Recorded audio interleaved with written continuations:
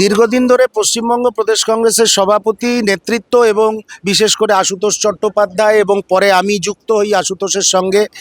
আমরা এই ধরনের শুধু ডিএ আন্দোলন নয়, গ্রুপ ডিদের আন্দোলন আছে, বিভিন্ন আন্দোলনে প্রদেশ কংগ্রেস নেতৃত্ব প্রোঅ্যাক্টিভ, মানুষের পাশে, আক্রান্তদের পাশে।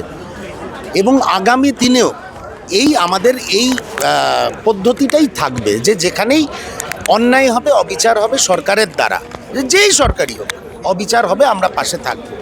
সবচেয়ে বড় কথা হচ্ছে আমাদের একটাই আশঙ্কা, একটু আগে যেটা আমরা দুজনে আলোচনা করছিলাম, আমাদের একটাই আশঙ্কা, এই ধরুন পুরো মামলাটাই ওনারা জিতেছেন, কিন্তু রাজ্য সরকারের ওপরে, রাজ্য সরকারকেও রিলিফ দেওয়ার জন্যে 25% এবং 2008 সালের পর থেকে বকেয়া ডিএ এটা পেমেন্ট করতে বলা হয়েছে 31শে মার্চের।